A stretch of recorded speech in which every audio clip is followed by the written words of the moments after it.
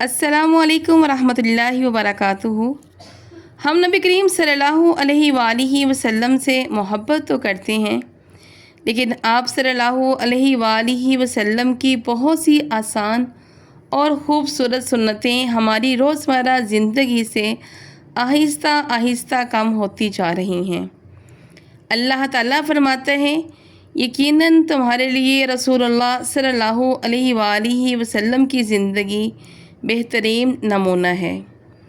Number 1 پر ہے سلام کو عام کرنا۔ نبی کریم صلی اللہ علیہ وآلہ وسلم نے فرمایا، تم آپس میں سلام کو عام کرو۔ آج ہم جاننے والوں کو بھی بغیر سلام کیے گزر جاتے ہیں، حالانکہ سلام محبت بڑھانے والی خوبصورت سنت ہے۔ نمبر 2 پر ہے مسواک کرنا۔ نبی کریم صلی اللہ علیہ وآلہ وسلم نے فرمایا، اگر مجھے اپنی امت پر مشقت کا خوف نہ ہوتا تو میں انہیں ہر نماز کے وقت مسواک کرنے کا حکم دیتا۔ نمبر 3 پر ہے کھانے میں سنت اپنانا۔ نبی کریم صلی اللہ علیہ وآلہ وسلم نے فرمایا کہ کھانا کھاتے ہوئے اللہ کا نام لو اور دائیں ہاتھ سے کھاؤ اور اپنے سامنے سے کھاؤ، یعنی بسم اللہ الرحمن الرحیم کہنا، دائیں ہاتھ سے کھانا اور اپنے سامنے سے کھانا شروع کرنا، یہ 3 آسان سنتیں ہیں۔ نمبر 4 پہ ہے گھر والوں کی مدد کرنا۔ حضرت عائشہ صدیقہ رضی اللہ عنہا سے پوچھا گیا کہ نبی کریم صلی اللہ علیہ وآلہ وسلم گھر میں کیا کرتے تھے؟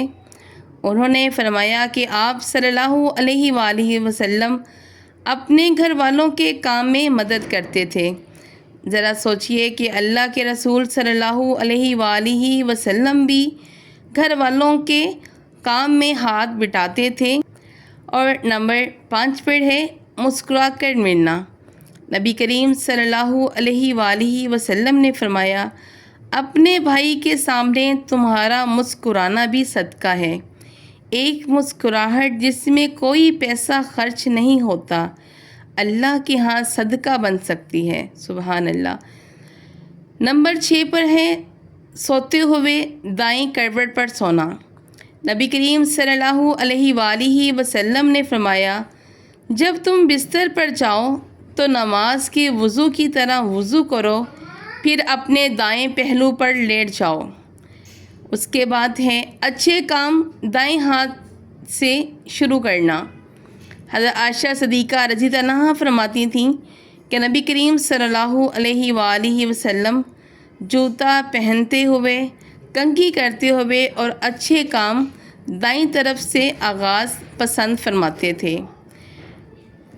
اللہ تعالیٰ ہمیں نبی کریم صلی اللہ علیہ وآلہ وسلم کی یہ پیاری پیاری سنتوں سے محبت کرنے کی توفیق عطا فرمائے اور ہمیں ان پر عمل کرنے کی توفیق عطا فرمائے۔ نبی کریم صلی اللہ علیہ وآلہ وسلم نے فرمایا، جس نے میری سنت سے محبت کی اس نے مجھ سے محبت کی، اور جس نے مجھ سے محبت کی وہ جنت میں میرے ساتھ ہوگا۔ اللہ تعالیٰ ہمیں ان تمام سنتوں پر عمل کرنے والا بنا دے اور نبی پاک صلی اللہ علیہ وآلہ وسلم کے ساتھ جنت میں ان کا ساتھ عطا فرمائے۔ آمین ثم آمین۔ وآخر دعوانا ان الحمد للہ رب العالمین۔